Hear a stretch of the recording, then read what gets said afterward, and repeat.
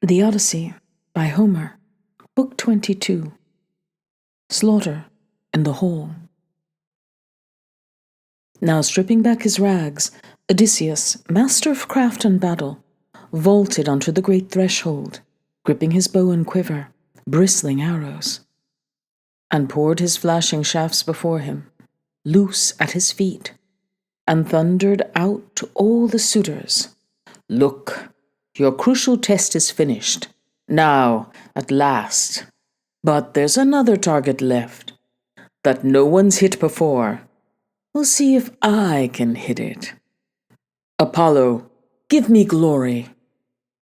With that, he trained a stabbing arrow on Antinous, just lifting a gorgeous golden loving cup in his hands, just tilting the two-handled goblet back to his lips, about to drain the wine, and slaughter, the last thing on the suitor's mind. Who could dream that one foe in that crowd of feasters, however great his power, would bring down death on himself and black doom?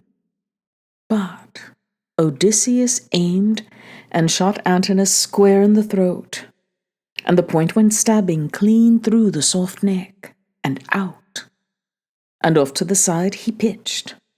The cup dropped from his grasp as the shaft sank home, and the man's lifeblood came spurting out his nostrils, thick red jets. A sudden thrust of his foot, he kicked away the table. Food showered across the floor, the bread and meat soaked in a swirl of bloody filth. The suitors burst into uproar all throughout the house when they saw their leader down. They leapt from their seats, milling about, desperate, scanning the stone walls. Not a shield in sight, no rugged spear to seize. They wheeled on Odysseus, lashing out in fury. "Stranger, shooting at men will cost your life. Your game is over, You've shot your last. You'll never escape your headlong death." "You killed the best in Ithaca, a fine prince." "Vultures will eat your corpse." Groping, frantic, each one persuading himself the guest had killed the man by chance. Poor fools, blind to the fact that all their necks were in the noose, their doom sealed. With a dark look, the wily fighter Odysseus shouted back, "You dogs! You never imagined I'd return from Troy, so cocksure that you bled my house to death, ravished my serving women, wooed my wife behind my back while I was still alive. No fear of the gods who rule the skies up there, no fear that men's revenge might arrive someday. Now all your necks are in the noose. Your doom is sealed." Terror gripped them all, blanched their faces white, each man glancing wildly, how to escape his instant death. Only Eurymachus had the breath to venture. "If you're truly Odysseus of Ithaca, home at last. You're right to accuse these men of what they've done, so much reckless outrage here in your palace, so much on your lands, but here he lies, quite dead, and he incited it all. Antinous, look, the man who drove us all to crime. Not that he needed marriage, craved it so. He'd bigger game in mind, though Zeus barred his way. He'd lorded over Ithaca's handsome country, king himself. Once he'd lain in wait for your son and cut him down. But now he's received the death that he deserves, so spare your own people. Later we'll recoup your costs with a tax laid down upon the land, covering all we ate and drank inside your halls. And each of us here will pay full measure too. 20 oxen in value, bronze and gold we'll give until we melt your heart. Before we've settled, who on earth could blame you for your age?" But the battlemaster kept on glaring, seething. "No, Eurymachus, not if you paid me all your father's wealth. All you possess now, and all that could pour in from the world's end, no. Not even then would I stay my hands from slaughter till all you suitors had paid for all your crimes. Now, life or death? Your choice. Fight me or flee. If you hope to escape your sudden, bloody doom, I doubt one man in the lot will save his skin. His menace shook their knees, their hearts too. But Eurymachus spoke again, now to the suitors. Friends, this man will never restrain his hands, invincible hands, now that he sees that polished bow and quiver. Look, he'll shoot from the sill until he's killed us all. So fight. Call up the joy of battle. Swords out, tables lifted, block his arrows, winging death. Charge him, charge in a pack. Try to rout the man from the sill. The doors race through town, and sound an alarm at once. Our friend would soon see he shot his bolt. Brave talk. He drew his two-edged sword, bronze, honed for the kill, and hurled himself at the king with a raw, savage cry. In the same breath that Odysseus loosed an arrow, ripping his breast beside the nipple so hard it lodged in the man's liver. Out of grasp, the sword dropped to the ground. Over his table, head over heels, he tumbled, doubled up, flinging his food and his two-handled cup across the floor. He smashed the ground with his forehead, writhing in pain, both feet flailing out, and his high seat tottered. The mist of death came swirling down his eyes. And Phenemus rushed the king in all his glory, charging him face to face, a slashing sword drawn. If only he could force him clear of the doorway now. But Telemachus, too quick, stabbed the man from behind, plunging his bronze spear between the suitor's shoulders and straight on through his chest. The point came jutting out. Down he went with a thud. His forehead slammed the ground. Telemachus swerved aside, leaving his long spear shaft lodged in Amphimenus, fearing some suitor might lunge in from behind as he tugged the shaft, impale him with a sword, or hack him down, crouching over the corpse. He went on the run, reached his father at once, and halting right beside him, let fly. "Father, now I'll get you a shield and a pair of spears, a helmet of solid bronze to fit your temples. I'll arm myself on the way back and hand out arms to the swineherd, arm the cowherd too. We better fight equipped." "Run, fetch them," the wily captain urged. "Well, I've got arrows left to defend me, or they'll force me from the doors while I fight on alone." Telemachus moved to his father's orders, smartly. Off he ran to the room where the famous arms lay stored, took up 4 shields, 8 spears, 4 bronze helmets, ridged with horsehair crests, and, loaded with these, ran back to reach his father's side in no time. The prince was first to case himself in bronze, and his servants followed suit, both harnessed up, and all 3 flanked Odysseus, mastermind of war, and he, as long as he'd arrows left to defend himself, kept picking suitors off in the palace, one by one, and down they went, corpse on corpse, in droves.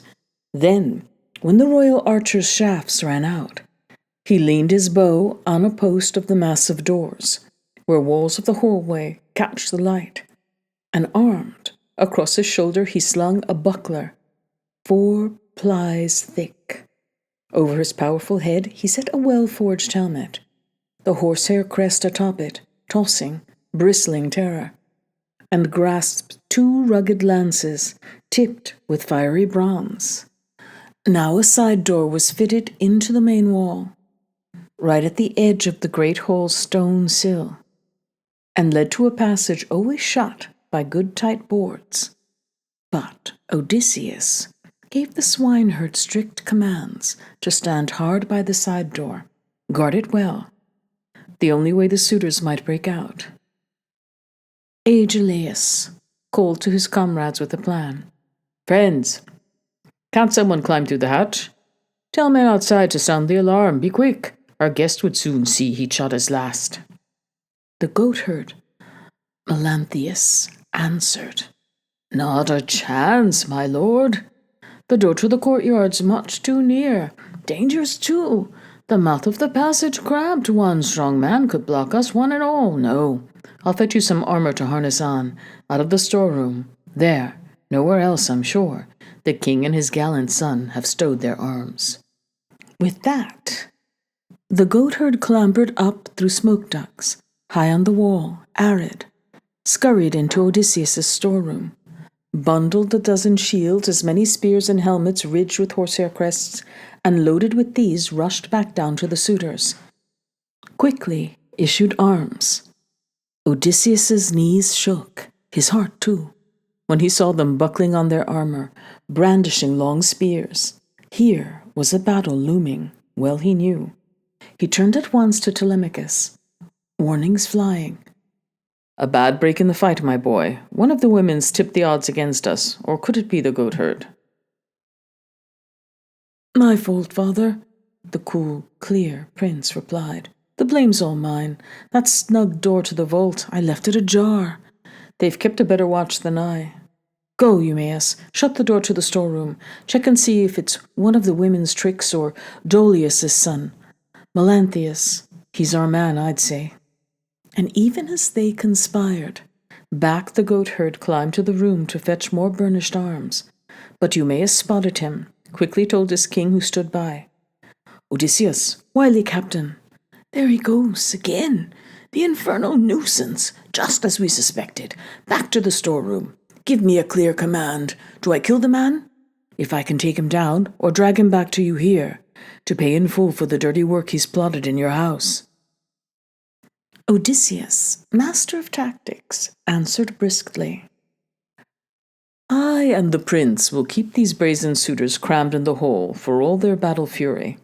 You two wrench Melanthius's arms and legs behind him, fling him down in the storeroom, lash his back to a plank, and strap a twisted cable fast to the scoundrel's body. Hoist him up a column until he hits the rafters. Let him dangle in agony, still alive, for a good long time."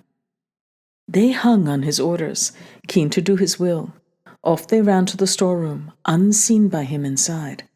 Melanthius rummaging after arms deep in a dark recess as the two men took their stand, either side the doorposts, poised, till the goatherd tried to cross the doorsill.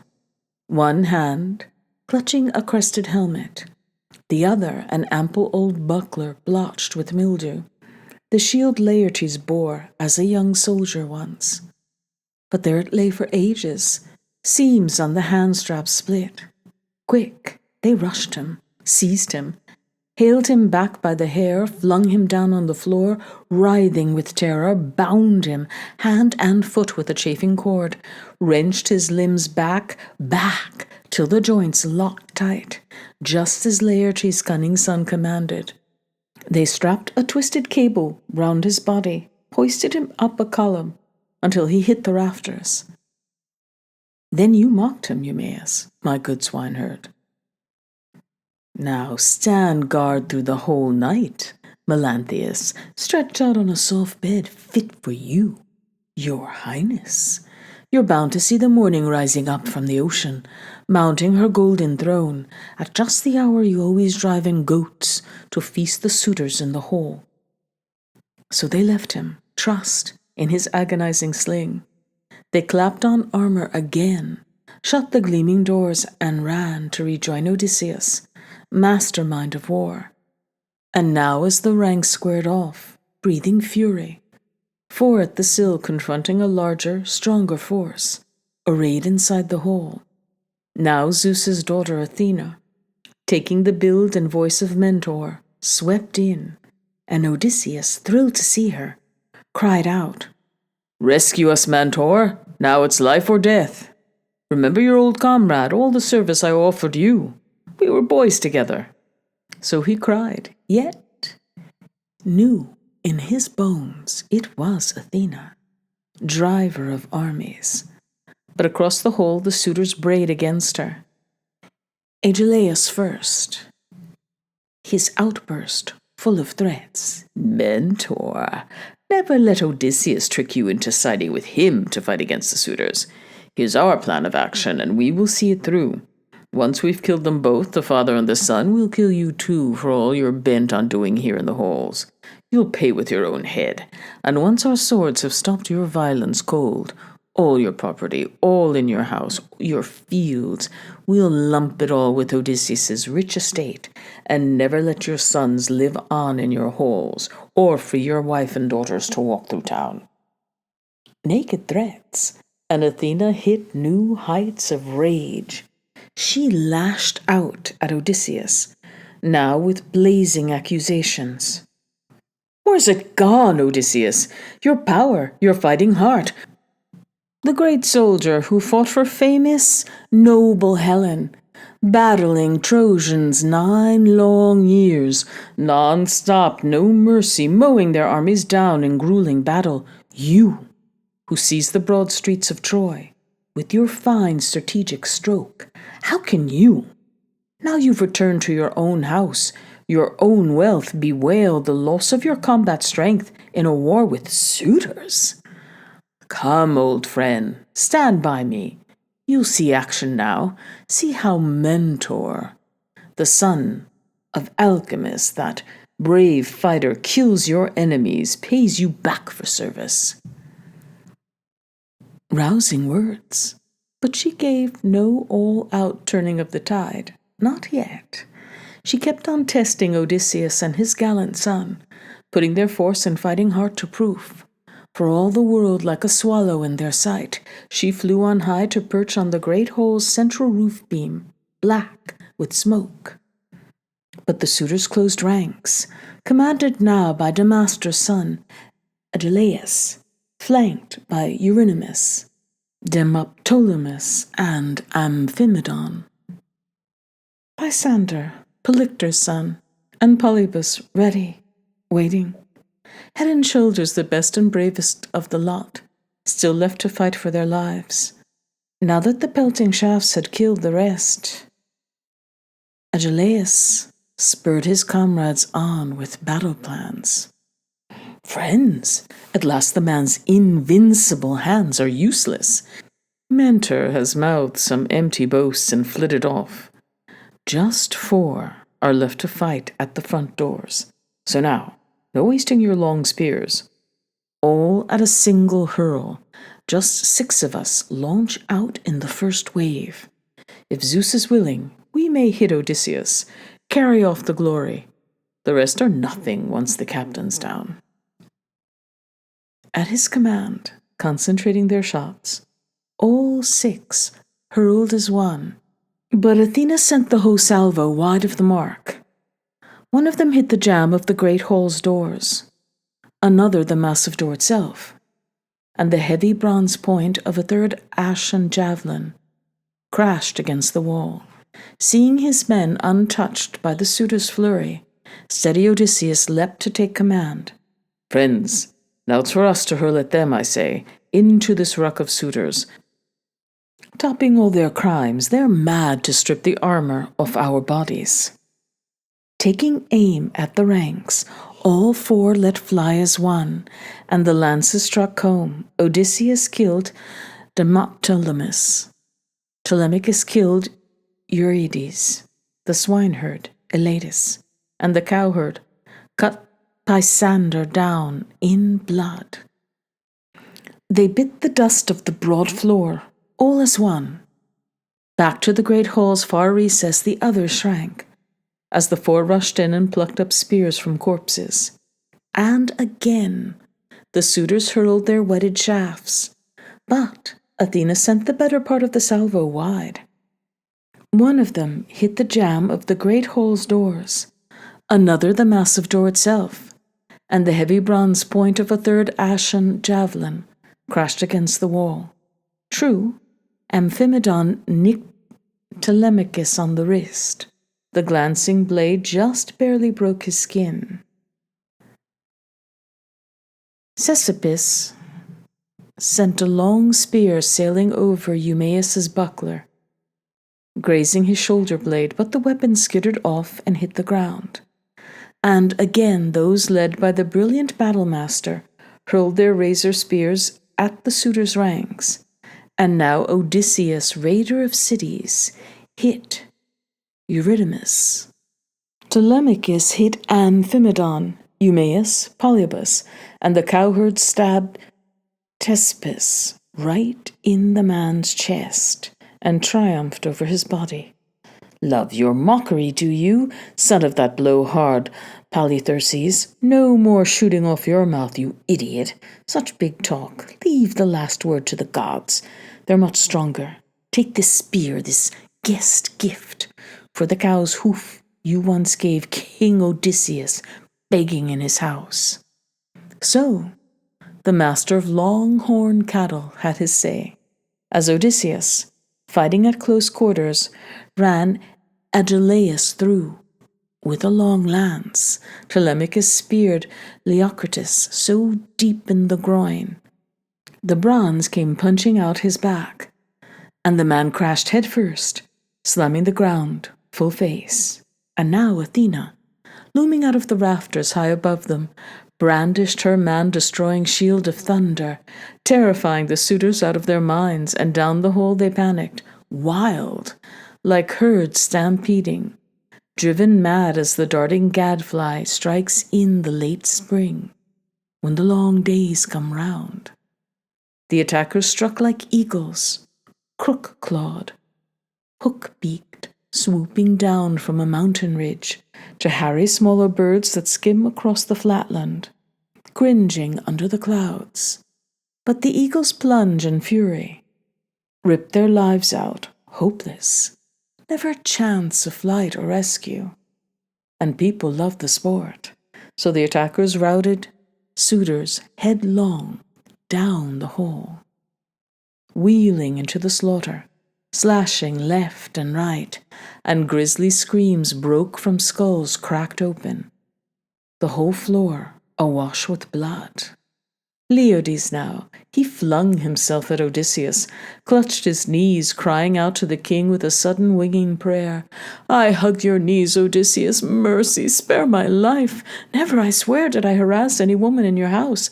Never a word, a gesture, nothing, no. I tried to restrain the suitors. Whoever did such things, they wouldn't listen. Keep their hands to themselves, so reckless. So they earned their shameful fate, but I was just their prophet.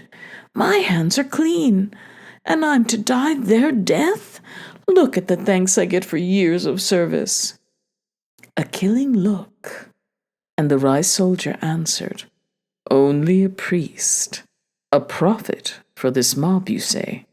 How hard you must have prayed in my own house that the heady day of my return would never dawn. My dear wife would be yours, would bear your children. For that, there's no escape from grueling death. You die. And snatching up, in one powerful hand, a sword left on the ground, Agelaus dropped it when he fell. Odysseus hacked the prophet square across the neck, and the praying head went tumbling in the dust. Now, one was left, trying still to escape black death, Phemius, Turpis' son, the bard who always performed among the suitors. They forced the man to sing. There he stood, backing into the side door, still clutching his ringing lyre in his hands, his mind in turmoil, torn. What should he do now? Steal from the hall and crouch at the altar stone of Zeus, who guards the court, where time and again Odysseus and Laertes burned the long thighs of oxen? Or throw himself on the master's mercy, clasp his knees? That was the better way, or so it struck him, yes. Grasp the knees of Laertes' royal son, and so, cradling his hollow lyre, he laid it on the ground between the mixing bowl and the silver-studded throne, then rushed up to Odysseus, yes, and clutched his knees, singing out to his king with a stirring winged prayer. I hug your knees, Odysseus, mercy, spare my life. What a grief it will be to you for all the years to come if you kill the singer now, who sings for gods and men. I taught myself the craft, but a god has planted deep in my spirit all the paths of song, songs I'm fit to sing for you, as for a god. Calm your bloodlust now, don't take my head. He'd bear me out, your own dear son, Telemachus. Never of my own will, never for any gain did I perform in your house, singing after the suitors had their feasts. They were too strong, too many. They forced me to come and sing. I had no choice. The inspired Prince Telemachus heard his pleas and quickly said to his father close beside him, "Stop. Don't cut him down. This one's innocent.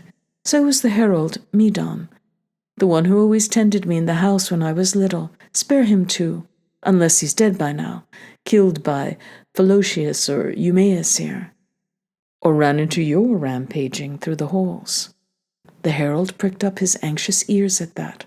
Cautious soul, he cowered, trembling under a chair, wrapped in an ox-hide freshly stripped, to dodge black death. He jumped in a flash from there, threw off the smelly hide, and scuttling up to Telemachus, clutching his knees, the herald begged for life in words that fluttered.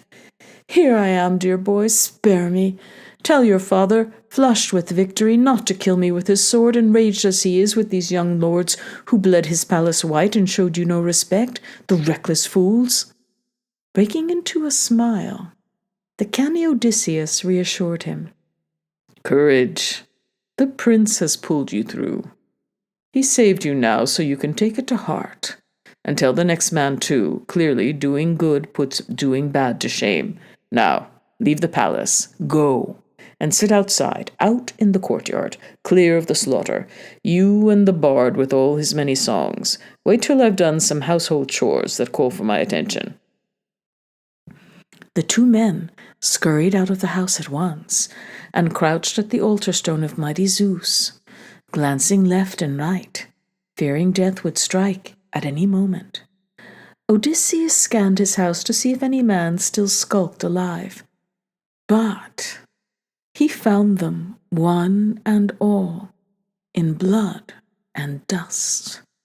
Great holes of them, down and out like fish that fishermen drag from the churning grey surf, in looped and coiling nets, and fling ashore on a sweeping hook of beach.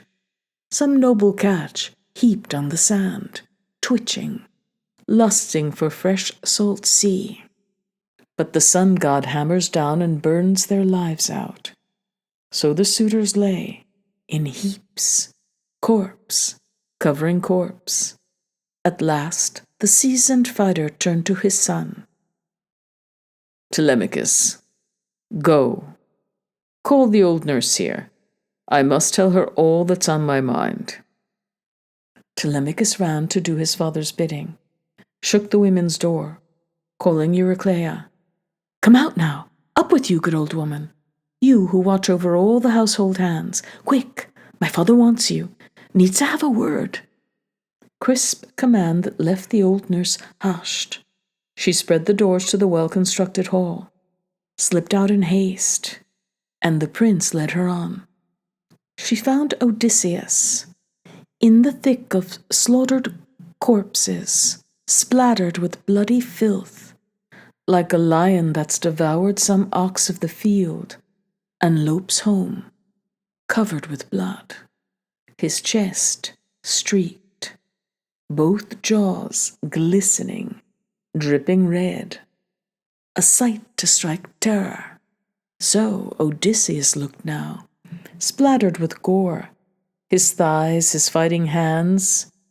And she, when she saw the corpses, all the pooling blood, was about to lift a cry of triumph. Here was a great exploit, look. But the soldier held her back and checked her zeal with warnings, winging home. "Rejoice in your heart, old woman, peace. No cries of triumph now. It's unholy to glory over the bodies of the dead. These men the doom of the gods has brought low, and their own indecent acts. They'd no regard for any man on earth, good or bad, who chanced to come their way, and so, thanks to their reckless work, I met this shameful fate. Quick, report in full on the women in my halls, who are disloyal to me, who are guiltless. Surely, child, his fond old nurse replied. Now here's the truth. 50 women you have inside your house, women we've trained to do their duties well, to guard the wool and bear the yoke of service. Some dozen in all went tramping to their shame, thumbing their noses at me, at the queen herself, and Telemachus, just now come of age. His mother would never let the boy take charge of the maids. But let me climb to her well-lit room upstairs and tell your wife the news. Some god has put the woman fast asleep. Don't wake her yet, the crafty man returned. You tell those women to hurry here at once, just the ones who've shamed us all along. Away the old nurse bustled through the house to give the women orders, rush them to the king. Odysseus called Telemachus over, both herdsmen too, with strict commands. Start clearing away the bodies, make the women pitch in too, chairs and tables, scrub them down with sponges, rinse them clean, and once you've put the entire house in order, march the women out of the great hall, between the round house and the courtyard's strong stockade, and hack them with your swords, slash out all their lives, blot out of their minds the joys of love they relished under the suitors' bodies, rotting on the sly. The women crowded in, huddling all together, wailing convulsively, streaming live warm tears. First they carried out the bodies of the dead and propped them under the courtyard colonnade, standing them one against the other. Odysseus shouted commands himself, moving things along, and they kept bearing out the bodies. They were forced. Next, they scrubbed down the elegant chairs and tables, washed them with sopping sponges, rinsed them clean. Then Telemachus and the herdsmen scraped smooth the packed earth floor of the royal house with spades as the women gathered up the filth and piled it outside. And then, at last, once the entire house was put in order, they marched the women out of the great hall, between the round house and the courtyard's strong stockade, crammed them into an end, no way out from there. And stern Telemachus gave the men their orders.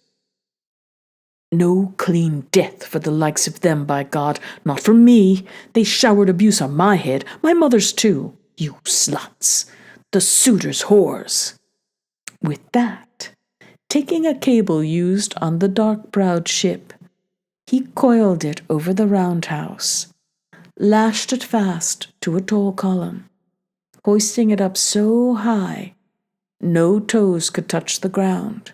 Then, as doves or thrushes, beating their spread wings against some snare, rigged up in thickets, flying in for a cozy nest, but a grisly bed receives them, so the women's heads were trapped in a line, nooses yanking their necks up, one by one, so all might die a pitiful, ghastly death. They kicked up heels for a little, not for long. Melanthius? They hauled him out through the doorway, into the court, lopped his nose and ears with a ruthless knife, tore his genitals out for the dogs to eat raw, and in manic fury hacked off hands and feet. Then once they'd washed their own hands and feet, they went inside again to join Odysseus. Their work was done with now, but the king turned to devoted Eurycleia, saying, Bring sulphurners to scour all this pollution. Bring me fire, too, so I can fumigate the house, and call Penelope here with all her women. Tell all the maids to come back in at once. Well said, my boy. His old nurse replied, "Right to the point, but wait. Let me fetch you a shirt and cloak to wrap you. No more dawdling round the place, nothing but rags to cover those broad shoulders. It's a scandal." "Fire first," the good soldier answered. "Light me a fire to purify this house." The devoted nurse snapped to his command, brought her master fire and brimstone. Odysseus purged his palace, halls, and court with cleansing fumes. Then, back through the royal house, the old nurse went to tell the women the news and bring them in at once. They came crowding out of their quarters, torch in hand, flung their arms around Odysseus, hugged him, home at last, and kissed his head and shoulders, seized his hands, and he, overcome by a lovely longing, broke down and wept. Deep in his heart, he knew them, one and all.